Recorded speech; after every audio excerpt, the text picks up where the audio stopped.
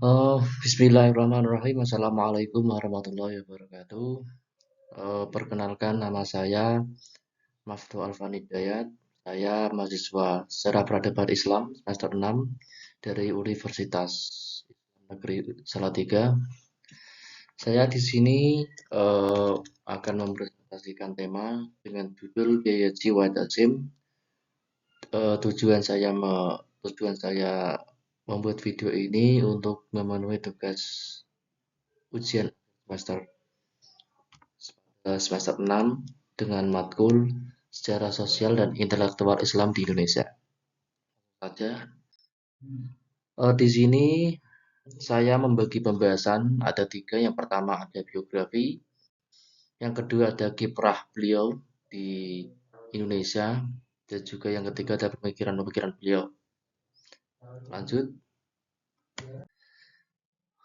Sebelum masuk ke biografinya beliau, biografi Mbah Wahid Hasim, saya akan memberi sedikit informasi bahwa eh, Mbah Wahid Hasim ini sebenarnya punya satu titik temu keturunan.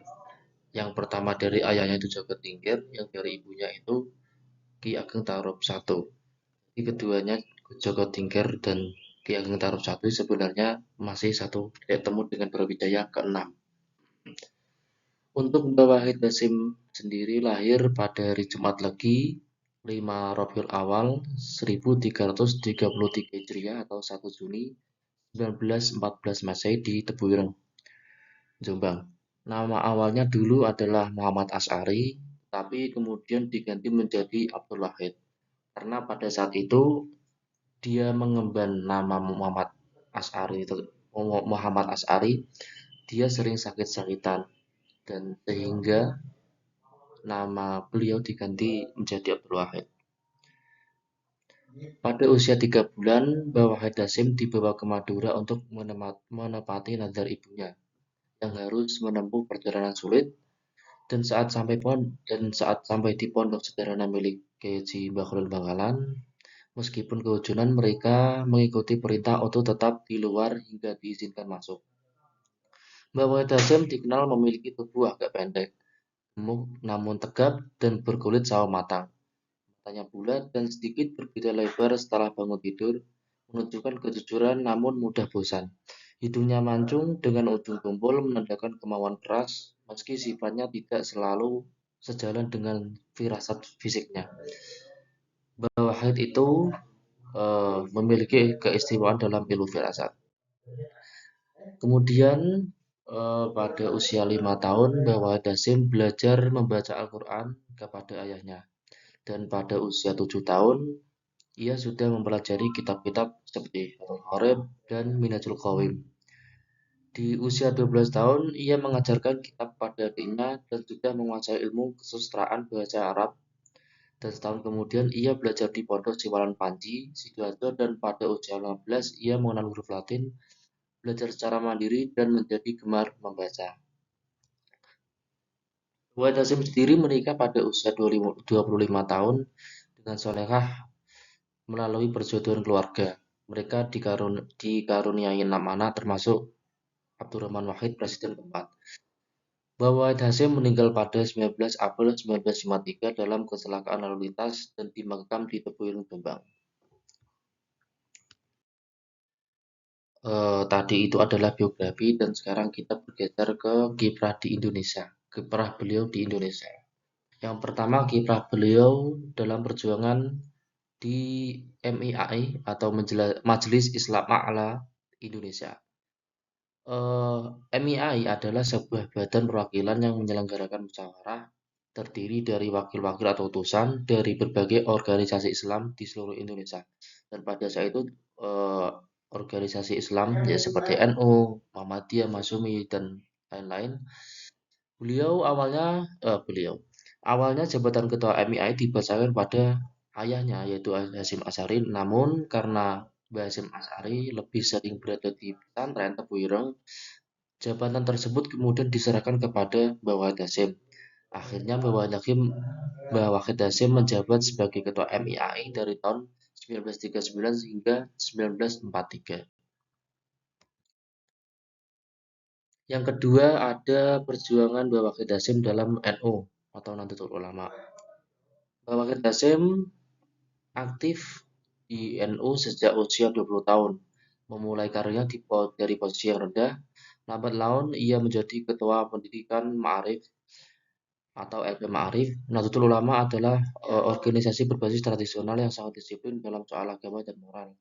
Dalam pandangan Mbah Wahid, tuntutan organisasi ini terhadap anggotanya untuk disiplin dan menjalankan kewajiban agama sering dianggap menakutkan, terutama oleh pemuda. NU kurang diminati oleh pemuda karena dianggap membatasi kebebasan berpikir dan kreativitas. Namun, bagi mereka yang menginginkan kemajuan Islam, tuntutan ini menjadi motivasi untuk mewujudkan cita-cita bangsa Indonesia. Muhammad Hasyim bergabung dengan Nahdlatul Ulama pada 1938 dan memulai posisi dari yang sama seperti anggota yang lainnya. Pada tahun 1940, ia ditunjuk menjadi Ketua Departemen Pendidikan atau Ma'arif yang sekarang menjadi Lembaga Pendidikan Ma'arif, LP Ma'arif. Selama memimpin departemen ini, Mbah Wahid berfokus pada peningkatan jumlah madrasah di seluruh Indonesia, serta meningkatkan kualitas pengajar dan materi pelajaran. Ia juga memasukkan pengetahuan umum dalam kurikulum madrasah NU, seperti yang dilakukannya di pesantren Tebu Irung dengan mendirikan Madrasah Nizamiyah, yaitu yang mengajarkan pengetahuan umum sebagai penyeimbang pengetahuan agama. Yang ketiga ada perjuangan Mbah Wahid Hasyim dalam bidang pendidikan. Madrasah Nizamiyah yang tadi yang menjadi penyeimbang ilmu agama. Madrasah Nizamiyah ini didirikan pada 1943 sebagai terobosan pendidikan di lingkungan Nahdlatul Ulama, mengintegrasikan pendidikan umum dalam pesantren yang sebelumnya dikenal sebagai Madrasah Salafiyah. Ide ini berasal dari Mbah Wahid Hasyim.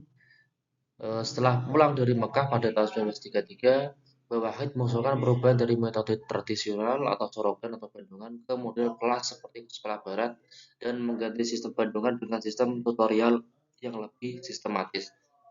Santri juga belajar pelajaran umum selain kitab klasik Islam. Sebagai Menteri Agama, Mbah Wahid Hasyim itu memperkenalkan 3 kebijakan utama untuk sistem pendidikan.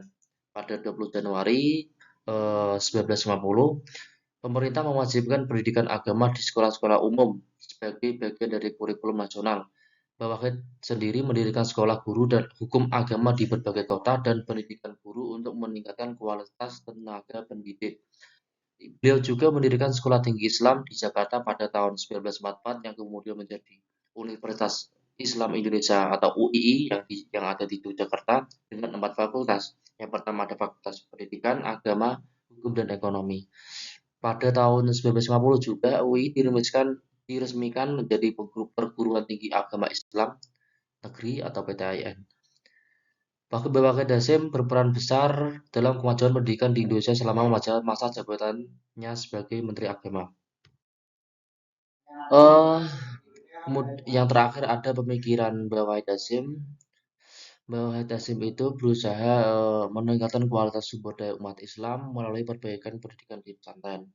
Ia menekankan pengembangan jasmani, rohani, dan akal agar umat Islam tidak hanya sehat fisik dan spiritual, tetapi juga mampu berpikir sesuai ajaran Islam. Sebagai Menteri Agama, beliau menetapkan 3 kebijakan dalam pendidikan, yaitu menetapkan tujuan pendidikan yang jelas, menentukan metode untuk mencapai tujuan, dan memberikan motivasi kepada peserta pendidik. Dan pendidikan itu memiliki beberapa komponen, yaitu ada pusat ide, tujuan, kurikulum, metode, media, lingkungan, dan evaluasi. Dan isi pendidikan mencakup 3, yaitu pengajaran, bimbingan, dan pelatihan. Dan beliau juga percaya pendidikan harus mengembangkan kemampuan dasar manusia sesuai ajaran Islam untuk membentuk insan kamil. Mbah Wahid juga menekankan pentingnya pendidikan yang adaptif dan perubahan zaman, menghindari fanatisme dan mendorong dialog dengan berbagai pihak. Ia mengkritisi gerakan yang merusak rasa nasionalisme dan mengusulkan pembaruan pendidikan Islam untuk mencegah radikalisme.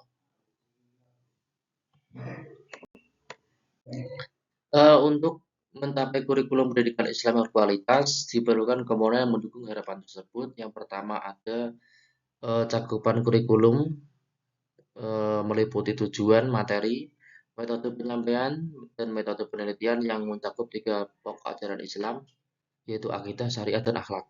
Yang kedua, ada asas-asas kurikulum pendidikan Islam yang meliputi filosofis, sosiologis, organisatoris, dan psikologis yang semuanya saling berkorelasi atau saling selaras atau saling sinkron untuk mencapai tujuan pendidikan Islam.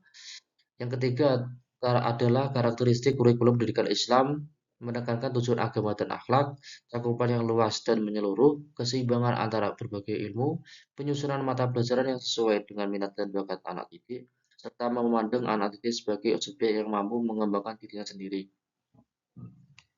Yang terakhir, komponen yang terakhir adalah prinsip-prinsip pendidikan Islam mencakup keterkaitan dengan agama, tujuan yang menyeluruh, keseimbangan relevansi dengan bakat dan minat pelajar, serta penerimaan perkembangan zaman dan tempat. Dengan mempertimbangkan komponen ini, diharapkan kurikulum pendidikan Islam dapat mencapai tujuan pendidikan Islam dan menghasilkan generasi berkarakter mulia. Dan ini yang terakhir ada beberapa referensi. Mungkin itu yang bisa saya sampaikan. Bila ada kekurangan kata atau kekurangan materi, mohon dimaafkan. Saya kira itu. Wassalamualaikum warahmatullahi wabarakatuh.